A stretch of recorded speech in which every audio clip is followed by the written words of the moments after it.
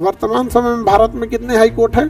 ऐसा कोई union territory बताइएगा, यूनियन टेरिटरी जिसमें हाई कोर्ट है, केंद्र शासित प्रदेश जिसमें हाई कोर्ट है। हाई कोर्ट का मुख्य न्यायाधीश किसे भेजता है? राज्यपाल को, कि हाँ यही आदमी है जो जज बनने लायक हैं। न्यायालय का सर्वोच्च जगह है सुप्रीम कोर्ट और जनता का सर्वोच्च जगह है संसद। जजेज की संख्या इतनी कम है कि रेप जैसे मामले में 15 साल बाद सजा फैसला आता है।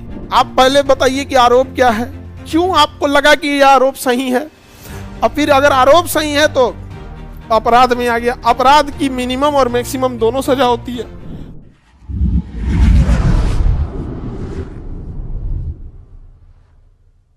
देखिए, सुप्रीम कोर्ट जो था हमें अमेरिका के संविधान से लाया है।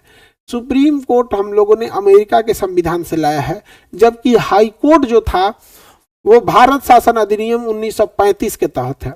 सुप्रीम कोर्ट लाए थे यूएसए के संविधान से, यूएसए के संविधान से सुप्रीम कोर्ट लाए हैं। लेकिन अगर हाई कोर्ट बात करेंगे तो हाई कोर्ट 1861 में कानून आया था, उसी को अपडेट किया गया था 1935 के अधिनियम के तहत। तो वर्तमान जो हाई कोर्ट का स्वरूप है वो 1935 के अधिनियम के तहत है। हालांकि पहली बार हाई कोर्ट अधिनियम कब आया था? 1861 ईस्वी में, और इसी 1861 ईस्वी के तहत हाई कोर्ट पहली बार बने थे 1862 में। तुरंत नहीं ना बन जाएगा। 1861 के कानून के तहत पहली बार हाई कोर्ट बना था 1862 में। कहाँ कहाँ बना था? तो कलकत्ता, बंबई और मद्रास। भारत में वर्तमान समय में टोटल कितने हाई कोर्ट है? 25 हाई कोर्ट है। वर्तमान समय में भारत में कितने हाई कोर्ट है? 25 हाई कोर्ट है। आर्टिकल 214 में क्या था बाबू? High court. बताइए तो हाई कोर्ट जो वर्तमान स्वरूप है वो भारत शासन अधिनियम 1861 का वर्तमान स्वरूप है या 1935 का है? आप कहेंगे 1935 का है। भारत में पहला हाई कोर्ट जो आया था वो अधिनियम 1861 के अधिनियम के तहत पहली बार बना था 1862 में, और इसमें बना था सबसे पहले कलकत्ता में, उसी साल बना कलकत्ता के बाद बंबई में, और उसी साल बना मद्रास में। कहाँ बना? मद्रास में बना। तो ये तो हो गया सबसे पहला high court, Calcutta high court. Supreme court को लाया गया था अमेरिका के संविधान से। हाई कोर्ट में यहाँ सारी चीजें हम आपको बता दिए थे। अब चलते हैं एक एक करके हाई कोर्ट के जजेस के बारे में समझते हैं। कितने हाई कोर्ट है वर्तमान समय में बाबू? वर्तमान समय में कितने हाई कोर्ट है? टोटल हाई कोर्ट अभी कितने हैं? 25। ऐसा कोई यूनियन टेरिटरी बताइएगा, यूनियन टेरिटरी जिसमें हाई कोर्ट है, केंद्र शासित प्रदेश जिसमें हाई कोर्ट है। जम्मू कश्मीर। जम्मू कश्मीर एक केंद्र शासित प्रदेश है जिसके पास हाई कोर्ट है। और दिल्ली यह एक ऐसा यूनियन टेरिटरी यानी केंद्र शासित प्रदेश है जिसके पास अपना हाई कोर्ट है। बताइए सर्वाधिक जज की संख्या, सर्वाधिक जज किस हाई कोर्ट में है? इलाहाबाद हाई कोर्ट में। यानी इलाहाबाद हाई कोर्ट।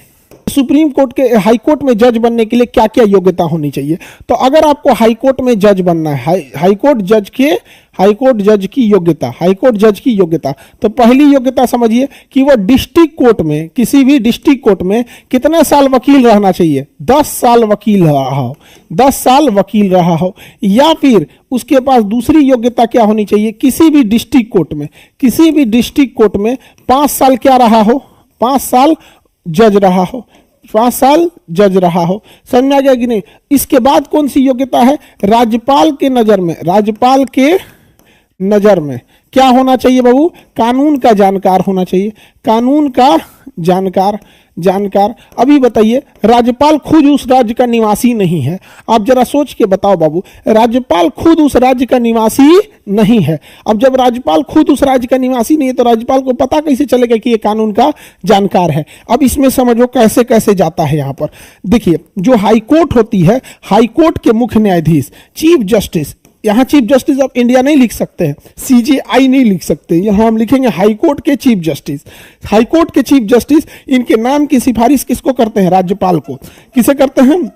राज्यपाल को। हाई कोर्ट के चीफ जस्टिस के पास पूरी जानकारी होती है कि कौन सा वकील जानकार है, कौन सा जज जानकार है।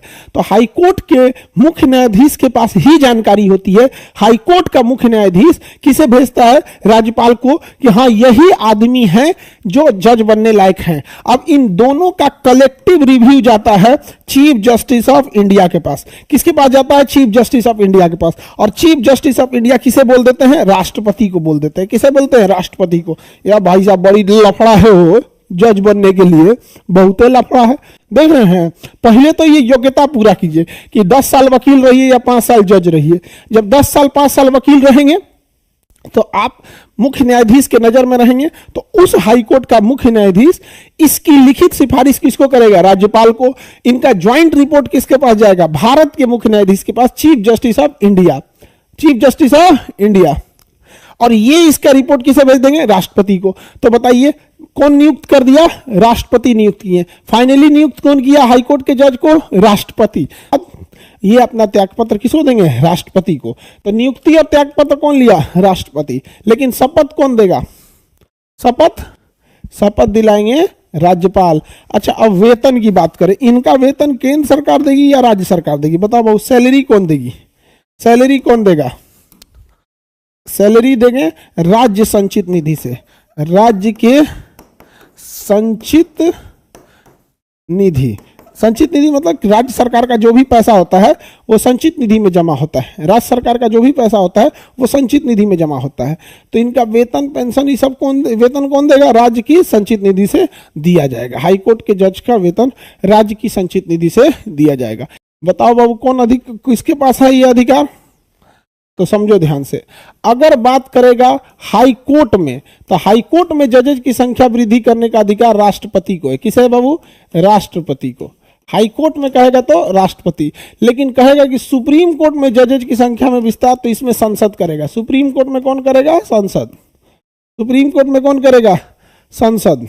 सुप्रीम कोर्ट चूंकि बड़ा होता है तो सुप्रीम कोर्ट में देखिए, न्यायालय का सर्वोच्च जगह है सुप्रीम कोर्ट और जनता का सर्वोच्च जगह है संसद। तो न्यायालय में अगर सुप्रीम कोर्ट में बढ़ाना है तो संसद, हाई कोर्ट में बढ़ाना है तो राष्ट्रपति, हाई कोर्ट में बढ़ाना है तो राष्ट्रपति। तो ज्यादा झमेला सुप्रीम कोर्ट में बढ़ाना है, हाई कोर्ट में उतना झमेला नहीं है। अगर आप बिहार की बात करेंगे तो बिहार में बताओ विधानसभा की कितनी सीटें हैं?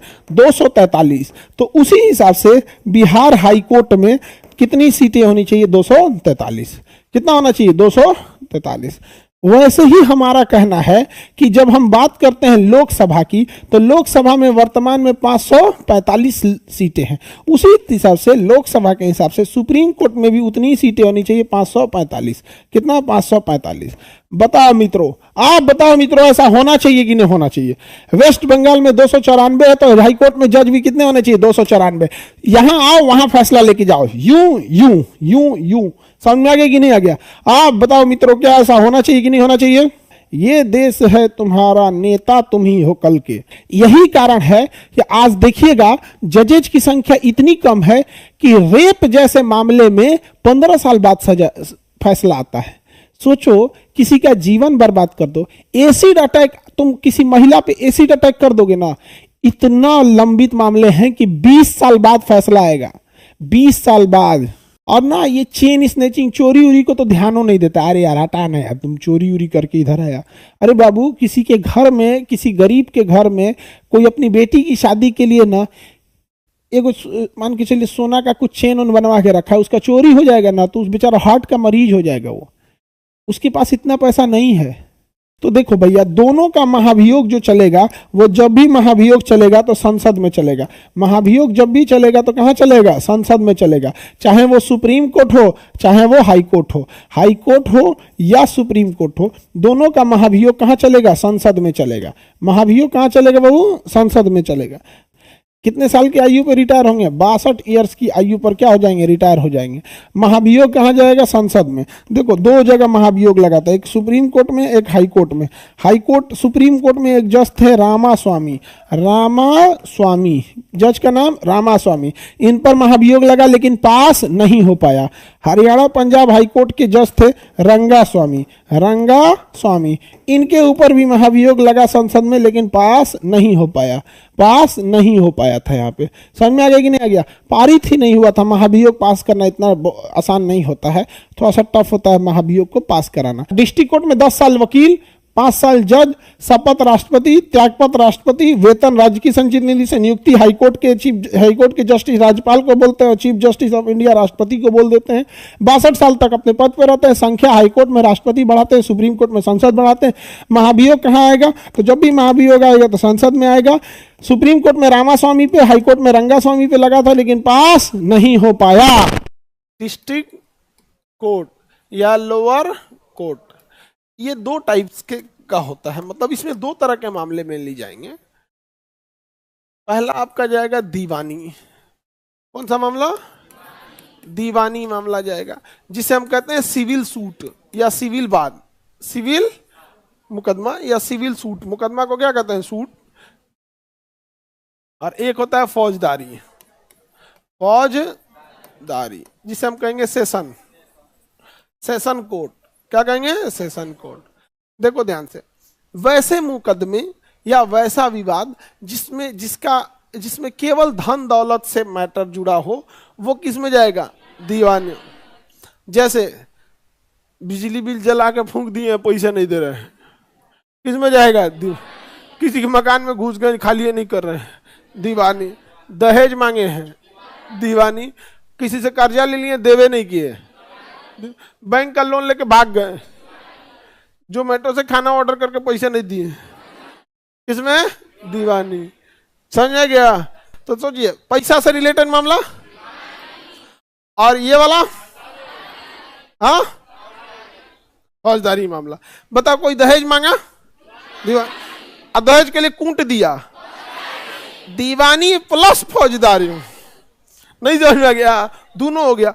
आपका कोई खेत रख लिया है जबरदस्ती, दीवानी, और गाय तो मार दिया दू कुदारी खोपड़िए पे, फौजदारी। दोनों लदा गया यहाँ पे। नहीं समझ में गया? यहाँ पे बिना मकान मालिक को किराया नहीं दिए, दीवानी, और किराया मांगने गया तो धो दिए, दीवानी प्लस फौजदारी। दोनों जाएगा आपका यहाँ पे। ऐसा थोड़ी होगा कि फौजदारी, दोनों में चल जाएगा। एक तो किराया नहीं दिया, उसमें से क्या हो गया? फौजदारी। तो जज जब फैसला सुनाएगा ना, तो सपोज कीजिए कि आपका केवल दीवानी मामला है, तो कोई भी जज है अगर, तो लिखेगा कि मैं सिविल जज मकान के इस विवाद में ये फैसला देता हूं। लेकिन अगर मान के चलिए मारपीट का मामला है, तो वही जज अपने नाम के आगे क्या लिखेगा? मैं सेशन जज। कौन जज?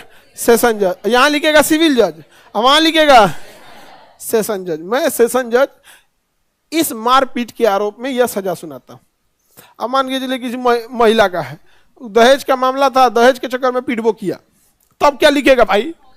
ले भाई, जज भी कंफ्यूज होगा। तब अपने नाम क्या लिखेगा? मैं जिला सह सत्र न्यायाधीश, मतलब जिला न्यायालय है, मतलब सिविल सह सत्र न्यायाधीश, यानी दीवानी सह फौजदारी न्यायाधीश, सिविल सह सेशन न्यायाधीश, मतलब हम दोनों हैं, और इस अपराध में ये फैसला सुनाते हैं। अब ना जज जो फैसला सुनाते हैं ना, ऐसा नहीं कि आपको फांसी की सजा होती है। जज को फैसला सुनाने के टाइम पे वो ये रखना पड़ता है कि अपराध, यह अपराध का आरोप लगा था, इस बिंदुओं से यह पता चलता है कि इसने अपराध किया था। तो पहले अपराध क्या था, आरोप क्या था, उस आरोप के जवाब में यह सबूत दिया गया, इस तारीख को यह गवाह दिया गया, जिससे यह सिद्ध होता है कि यह अपराधी है। अब इस अपराध में भारतीय दंड संहिता में 20 साल तक की सजा है, 10 से लेके 20 साल तक की सजा का प्रावधान है। अब वो सजा भी लिख देगा, उसके बाद भी लिखेगा, क्योंकि इसने बार बार अपराध नहीं किया है, इसने पहली बार अपराध किया है, जिससे यह पता चलता है कि यह पेशेवर अपराधी नहीं है। अतः इसे 10 साल की जो न्यूनतम सजा है उतनी दे जाती है। लेकिन पता चला 5 को पहले से FIR है, तो जज लिखेगा अपराधी सिद्ध है, इसमें 10 से लेकर 20 साल की सजा है। अब लिखेगा चूंकि यह बार बार अपराध कर रहा है, यह पेशेवर अपराधी है, इसका समाज में रहना ठीक नहीं है, अतः इसे अधिकतम 20 साल की सजा दी जाए। तो उसके ऐसे क्यों जज को इतना बोला गया? क्योंकि ना अगर वो ऐसे छूट दे दिया, केकरो फांसी देते चलेगा। आप पहले बताइए कि आरोप क्या है, क्यों आपको लगा कि यह आरोप सही है, और फिर अगर आरोप सही है तो अपराध में आ गया। अपराध की मिनिमम और मैक्सिमम दोनों सजा होती है। क्यों आप मिनिमम दे रहे हैं, क्यों एवरेज दे रहे हैं, या फिर मैक्सिमम क्यों दे रहे हैं? उसके बाद फिर वो जाएगा कहां पे? हाई कोर्ट चल जाएगा क्लेम करने। तो बताइए 233 में क्या है? निचली न्यायालय, डिस्ट्रिक्ट कोर्ट। कई बार ऐसा मामला होता है, आप जान के ताज्जुब कीजिएगा, कि मामला हाई कोर्ट में चला जाता है और हाई कोर्ट डिस्ट्रिक्ट कोर्ट को भेज देता है कि इस पे ट्रायल करके दोबारा हमारे पास भेजो, क्योंकि डिस्ट्रिक्ट कोर्ट छोटे से छोटे विवाद को बारीकी से पूछता है। वहां पे 50 गवाह आके गवाही दे देंगे, लेकिन हाई कोर्ट में ऐसा नहीं होगा।